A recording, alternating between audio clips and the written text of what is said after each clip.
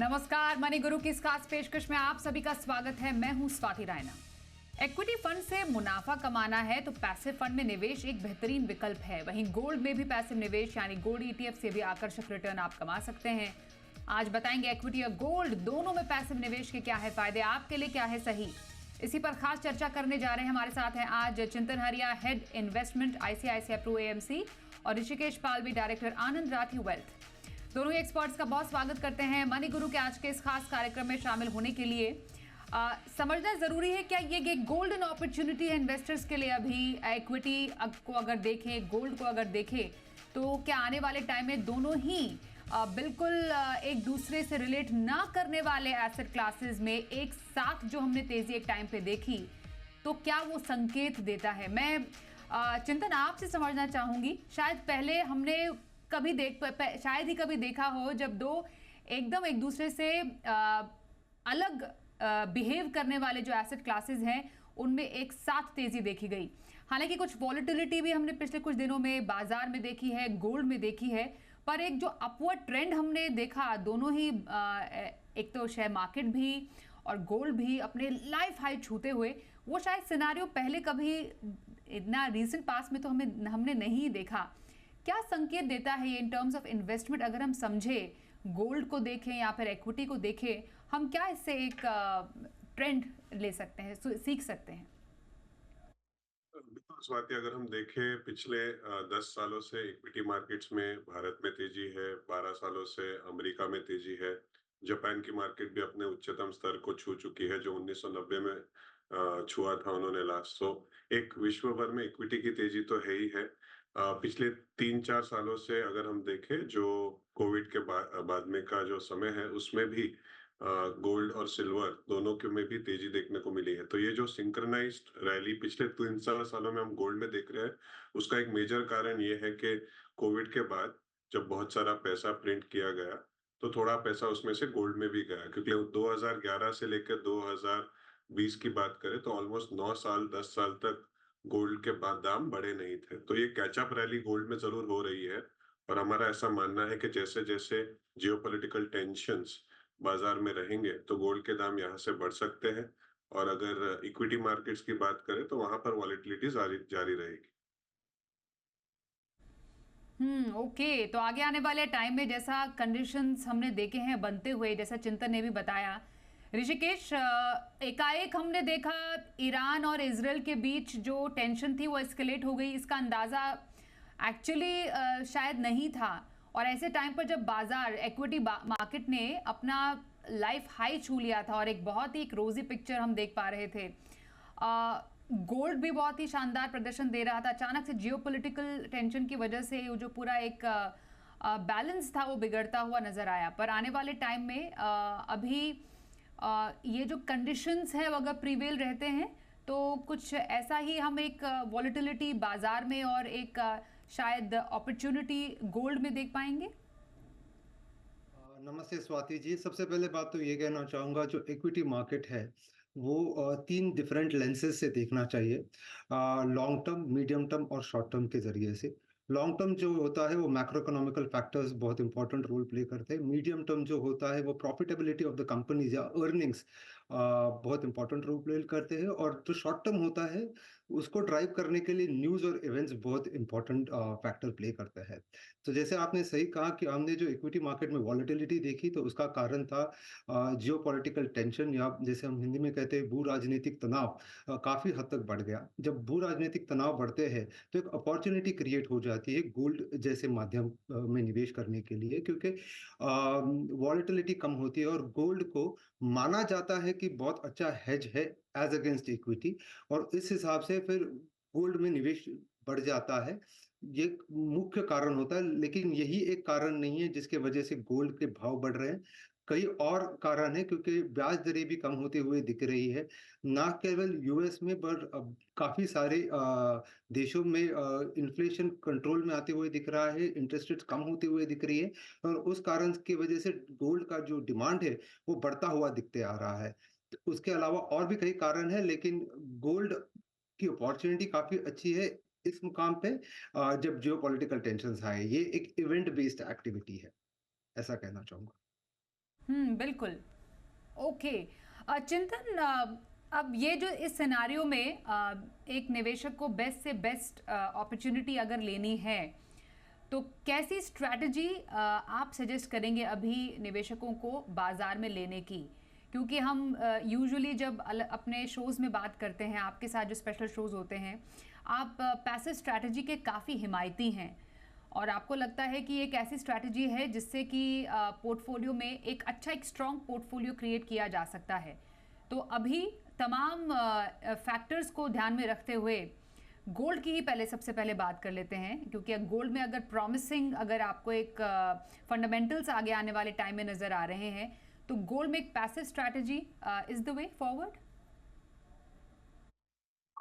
Gold अगर हम देखें तो हम कहते आ रहे हैं, और आपके शो बहुत सारे शोज भी किए हैं पिछले 2 सालों में, जहां पर हम कहते आ रहे हैं कि आपके पूरे जो फाइनेंशियल इन्वेस्टमेंट्स है उसका 10% हिस्सा आप गोल्ड और सिल्वर में निवेश कीजिए। सिल्वर पे भी हमने एक अलग से शो किया था जितना मुझे ध्यान है। तो अगर आप गोल्ड और सिल्वर आपके पोर्टफोलियो में 10% रखना चाहते हो, फाइनेंशियल इन्वेस्टमेंट जहां पर इन एंड आउट जो निवेश और जो आपको पैसा रिबैलेंस करना आसान होता है, तो वो होगा गोल्ड ईटीएफ के द्वारा। गोल्ड ईटीएफ में जब आप निवेश करते हो तो छोटी-छोटी मात्रा में भी आप निवेश कर सकते हो। मार्केट में निवेश करना होता है, गोल्ड ईटीएफ मार्केट में ट्रेड होता है, और जो भाव होते हैं वो इंटरनेशनल मार्केट से लिंक्ड डोमेस्टिक भाव जो होते हैं, वो आपको एक्सचेंजेस पे मिलते हैं। तो बहुत आसान तरीके से निवेशकों को अपने डीमैट अकाउंट में जो गोल्ड के ईटीएफ है वो ट्रेड करने का मौका मिल जाता है, किसी भी साधारण शेयर के जैसा। और अपने पोर्टफोलियो में गोल्ड होना बहुत ज़रूरी है, ऐसा हम मानते हैं। उतार-चढ़ाव होते रहेंगे। मुद्रास्फीति की दर जो आज घट रही है, हमारा ऐसा मानना है कि अगर विश्व में जो इतना कर्जा बढ़ा हुआ है, तो मुद्रास्फीति की दर बढ़ भी सकती है आते समय में, जबकि gold will be a hedge. Gold एक अच्छा नज़रिया हो सकता है डाइवर्सिफिकेशन के लिए। तो गोल्ड ईटीएफ एक अच्छा ज़रिया है आपको निवेश करने के लिए, और हम ऐसा मानते हैं कि आपके पोर्टफोलियो में आप स्लोली गोल्ड निवेश कर सकते हैं, जैसे आप इक्विटी भी करते हैं। जैसे कि आपने कहा कि पैसिव इन्वेस्टमेंट्स में इक्विटी इन्वेस्टमेंट्स भी होते हैं, पर गोल्ड का 5 से 10% हिस्सा आप स्लोली ज़रूर बनाए रखें। बिल्कुल। तो एक स्मार्ट स्ट्रैटेजी आपको रखनी चाहिए towards a rising asset class, पर आमतौर पर ऐसा देखा भी गया है, मैं चिंतन की बात को ही आगे बढ़ाती हूँ, कि ऋषिकेश, यूजुअली जब एक एसेट क्लास अच्छा करने लगता है तो जो इन्वेस्टर्स का बायस भी है वो भी एक अलग तरीके से काम करता है। उनको ज़्यादा से ज़्यादा फ़ायदा उस एसेट क्लास से चाहिए होता है। अब जैसे मानिए गोल्ड में एक स्ट्रॉन्ग फंडामेंटल्स नज़र अगर इन्वेस्टर्स को आ रहे हैं आने वाले टाइम में, due to rising geopolitical tension, Fed थोड़ा सा फिर से एक आशंका, एक बिल्डअप होती हुई नज़र आ रही है कि शायद थोड़ा सा देरी हो ब्याज दरों में कटौती की तरफ से, and definitely India will follow suit. तो अब ऐसे में क्या ऐसा कई बार हो सकता है कि ओवर एलोकेशन जो इन्वेस्टर्स है वो गोल्ड में कर दें? और अगर हम गोल्ड या फिर इक्विटी की बात करें towards longer term of wealth creation, तो आपकी नज़र में सही एक स्ट्रैटेजी क्या रह सकती है? अ, सही कहा आपने स्वाति जी, क्योंकि हमारे फाइनेंस में एक बिहेवियरल पैटर्न होता है जिसको रीसेंसी बायस ऐसे कहा जाता है कि अगर इक्विटी अच्छा करे तो लोग निवेश करना चालू कर देते हैं इक्विटी में, गोल्ड अच्छा करे तो गोल्ड में निवेश करना चालू कर देते हैं। लेकिन बायसेस को या झुकाव को बाजू में रख के निवेश के लिए सबसे प्रथम लक्ष्य आयोजित करना बहुत ज़रूरी है। सबसे पहले लक्ष्य लिख के लेना बहुत ज़रूरी है। उसके बाद एक रणनीति होनी चाहिए कि वो लक्ष्य की तरफ कैसे बढ़े।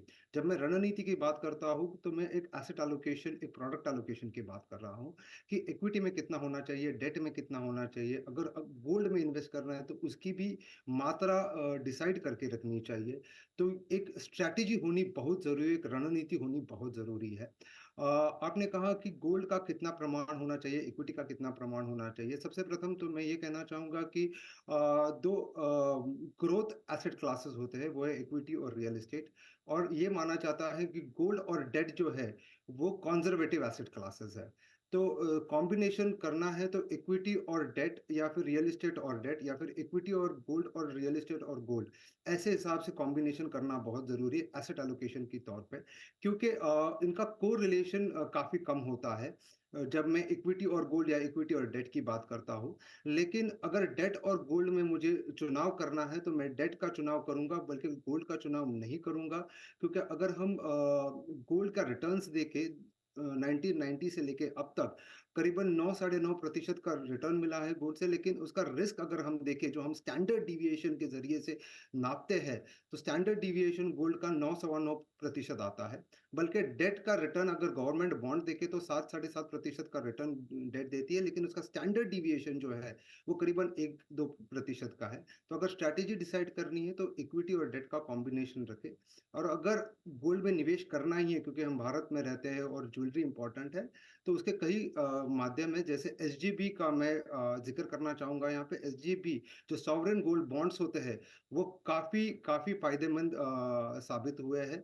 एक तो स्टोरेज का प्रॉब्लम नहीं होता है, जीएसटी पे नहीं करना पड़ता है जो आपको फिजिकल में करना पड़ता है, और 2.5% का आपको ब्याज भी मिलते रहता है साल दर साल।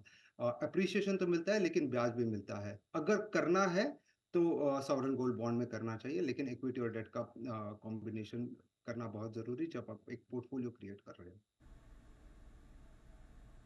ओके, तो एक अलग पर्सपेक्टिव ऋषिकेश हमें दे रहे हैं।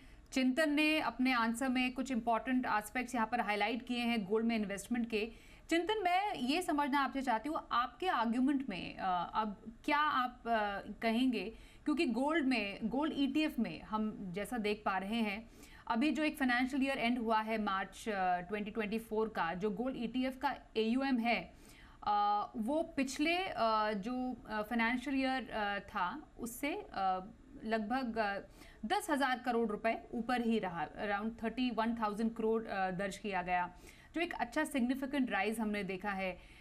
मतलब एयूएम ने कम से कम 37% इन अ ईयर बढ़त जो हमने देखा वो दर्ज की है, ग्रोथ की है। At the same time gold prices 6.5% बढ़े हैं।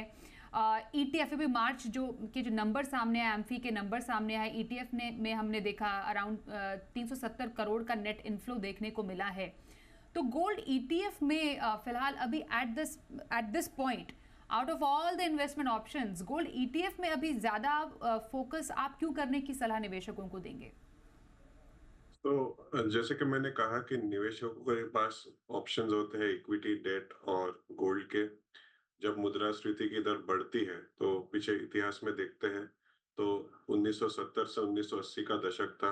सोने के दाम काफी बढ़े थे, 15 गुना हुए थे डॉलर टर्म्स में। फिर 1980 से लेकर 2002 में गोल्ड के दाम फ्लैट रहे थे और वो 22 साल गोल्ड का रिटर्न जीरो रहा था। फिर 2002 से 2010 जब मुद्रास्फीति की दर ज्यादा थी, ग्रोथ था, तभी भी ऐसा एक दौर था स्वाति जी, जो इक्विटी मार्केट्स और गोल्ड के दाम दोनों बढ़े थे। 2002-3 से लेकर 2008-9 की मैं बात कर रहा हूँ। उसके बाद 2011 से लेकर 2020 वापस गोल्ड के दाम फ्लैट रहे थे। तो गोल्ड के दाम कुछ सालों तक फ्लैट रहने के बाद जब अपने उच्चतम स्तर को के ऊपर जाते हैं तो निवेशकों को उसमें अच्छा लाभ मिलता है, ऐसा हिस्ट्री बता रही है, इतिहास बता रहा है। तो इसलिए हम मानते हैं कि निवेशकों के पास अगर उनको ये चिंता है कि मुद्रास्फीति की दर बढ़ेगी, जो रुपये का वैल्यू है, क्योंकि पिछले 17 महीनों से अगर हम देखें तो चीन अपने जो रिजर्व्स है गोल्ड के वो बढ़ा रहा है। इनफैक्ट सभी तरह के जो कमोडिटीज है चीन बाय कर रहा है। तो जो डी डॉलराइजेशन की बात हो रही है, यानी कि डॉलर की वैल्यू कम होने की बात हो रही है, अगर ऐसी स्थिति निर्माण होती है तो गोल्ड, जो कि पिछले 5,000 सालों से एक अच्छा स्टोर ऑफ वैल्यू रहा है, भारतीयों के करीब रहा है फिजिकल गोल्ड के तौर पर, अभी ईटीएफ के तरह उन्हें एक मौका मिल रहा है कि फाइनेंशियल एसेट आप आपके पोर्टफोलियो में लाए। और इसीलिए gold as an asset class हमें पसंद है। जरूर सॉवरेन गोल्ड बॉन्ड के बहुत सारे फायदे हैं, तो सॉवरेन गोल्ड बॉन्ड अगर आपको लंबी अवधि के लिए रखना है गोल्ड में निवेश, पर अगर आपको एसेट एलोकेशन के तौर पर गोल्ड को इन एंड आउट फटाफट करना है, आपको इन्वेस्ट करना है, तो आप गोल्ड ईटीएफ के द्वारा वो आसानी से कर सकते हैं। क्योंकि हमारा ऐसा मानना है कि अगले 3 4 5 सालों में अमेरिका के जो ब्याज जो डेट है वो इतना ज्यादा है कि मुद्रास्फीति बढ़ने की शायद पॉसिबिलिटी है, और उस पॉसिबिलिटी में गोल्ड एक अच्छा रिटर्न यहाँ से दे सकता है। बिल्कुल। तो किसी भी एसेट क्लास का के फंडामेंटल्स का या आगे जो भी कंडीशंस बन रहे हैं, जैसे गोल्ड की हमने बात की, इक्विटी की हमने बात की, आप उसका ज़्यादा से ज़्यादा फ़ायदा उठा सकते हैं। और दोनों ही बेहतरीन आर्ग्यूमेंट्स पेश किए हमारे दोनों ही स्पीकर्स ने आज। एक ब्रेक के लिए यहाँ पर रुकते हैं। ब्रेक के बाद पैसिव स्ट्रैटेजी की कुछ और चर्चा हम करेंगे। बने रहिए हमारे साथ।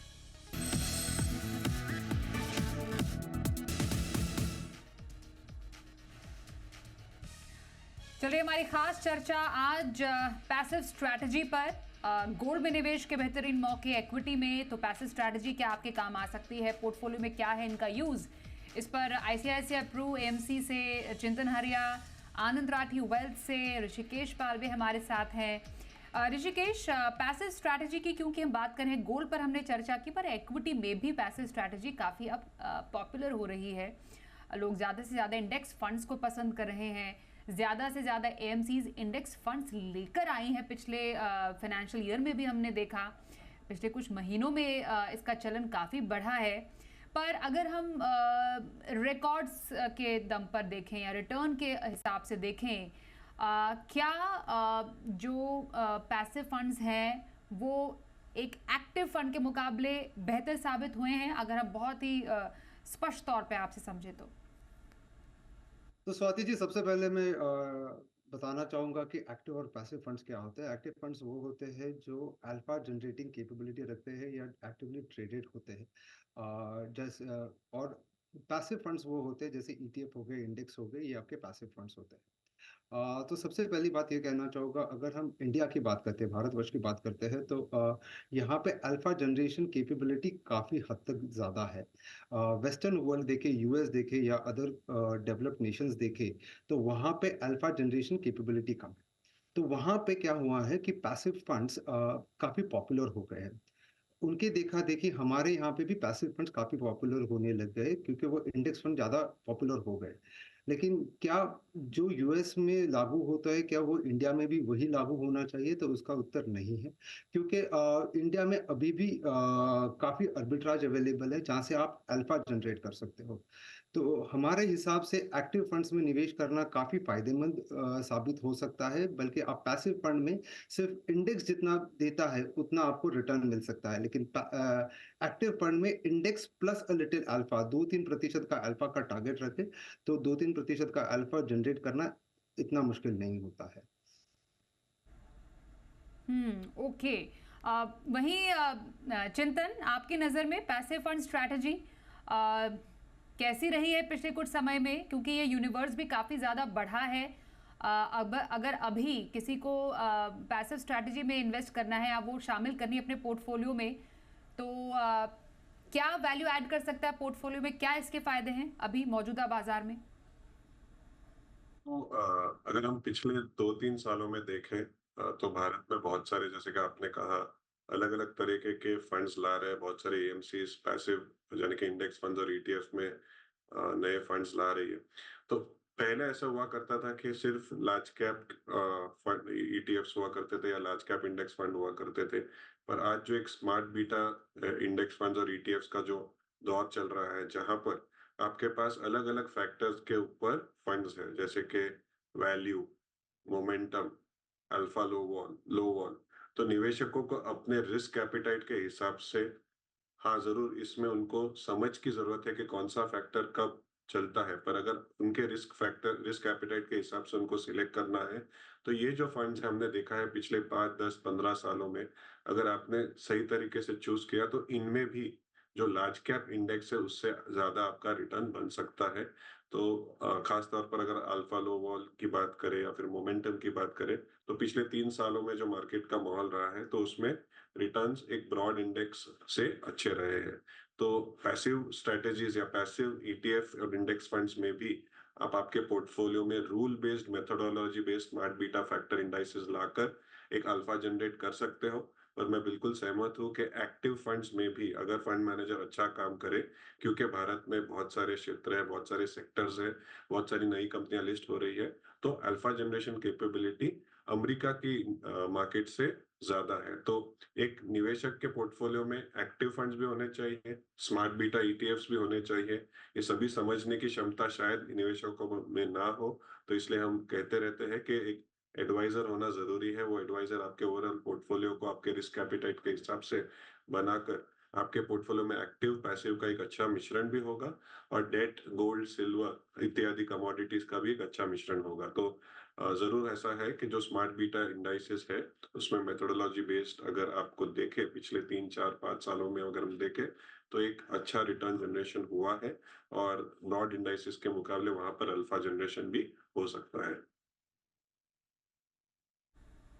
ओके, तो आप कह रहे हैं कि एक पैसिव स्ट्रैटेजी से, एक स्मार्ट पैसिव स्ट्रैटेजी से, स्मार्ट बीटा इन्वेस्टिंग से, बेसिकली ईटीएफ इन्वेस्टिंग से आप एक अच्छा पोर्टफोलियो बना सकते हैं, लेकिन एडवाइजर की मदद जरूर ले और दोनों एक्टिव और पैसिव का मिश्रण होना बेहद जरूरी है।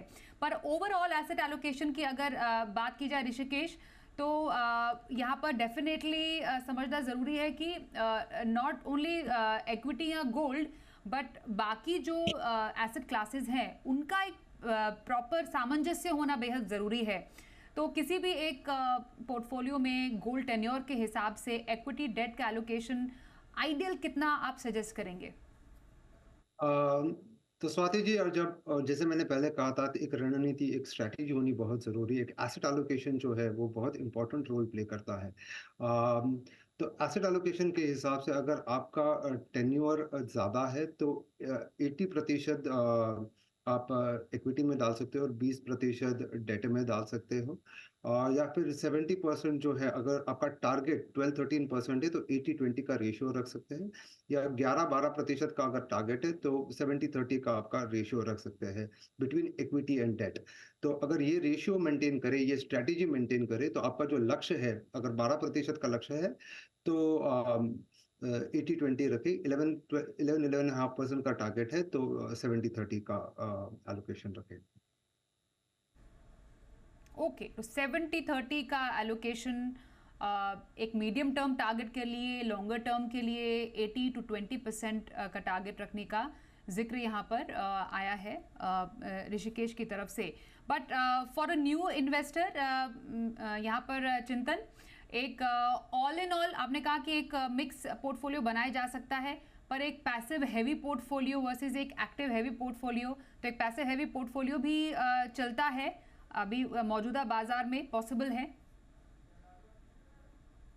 किसी भी नए निवेशक को अगर हम देखें तो उनका जो पहला पड़ाव होता है आमतौर पर वो भारत की सबसे बड़ी 50 कंपनियां, भारत की सबसे बड़ी 30 कंपनियां, वो होता है। उसके बाद अगर हम देखें तो स्मार्ट बीटा स्ट्रेटजीज, लो वॉल, वैल्यू, मोमेंटम वगैरह उसके बाद आते हैं। ऐसा एक आमतौर पर एक मिश्रण बनता है। और आप नए इन्वेस्टर हैं तो आपको एक चीज हमेशा ध्यान रखनी है कि मार्केट में जितने लंबे अवधि तक आप निवेश करते हो उतना ही आपको फायदा होता है, क्योंकि मार्केट अगर अपने उच्चतम स्तर से नीचे गिरती है और आप उसमें और निवेश नहीं करते तो आपको नुकसान होता है। और आमतौर पर मार्केट्स में लोगों का नुकसान होने का कारण है लोग पैसा मार्केट में नीचे आने के बाद निकाल लेते हैं। तो आप नए इन्वेस्टर हो तो आप स्लोली अपना पोर्टफोलियो बनाइए, जो बड़ी कंपनियां हैं उनमें निवेश कीजिए पहले।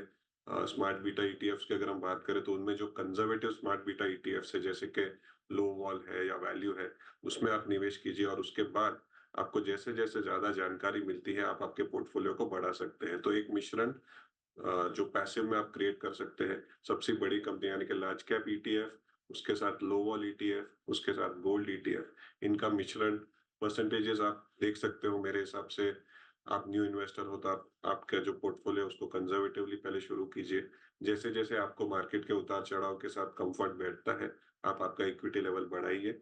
एक साथ अगर आपका इक्विटी लेवल बढ़ जाता है तो शायद आपको जो मार्केट की गिरावट से घबराहट होगी, आप मार्केट से चले जाओगे। ये हमने देखा है पिछले 3-4 दशकों में, जब भी मार्केट में बड़ी गिरावट होती थी, जो निवेशक नए थे, वो मार्केट से बाहर चले जाते थे, उनका एक्सपीरियंस खराब हो जाता था। तो उससे बचने के लिए आप बेबी स्टेप्स ले छोटे-छोटे निवेश कीजिए इक्विटी में और फिर जैसे-जैसे आपको मार्केट की जानकारी ज़्यादा होती है, आप आपका पोर्टफोलियो बढ़ा सकते हैं और ऐसे ही आपका लंबी अवधि में वेल्थ क्रिएशन होगा। क्योंकि भारत की जो जर्नी है, वो काफ़ी लंबी है। उस जर्नी में आपको उतार-चढ़ाव के साथ काफ़ी मौके भी मिलेंगे। जब मार्केट थोड़ी मंदी में आती है, तभी आप निवेश करें और आपका पोर्टफोलियो लंबी अवधि के लिए रखें, तो आपका वेल्थ क्रिएशन ज़रूर होगा भारत के वेल्थ क्रिएशन के साथ।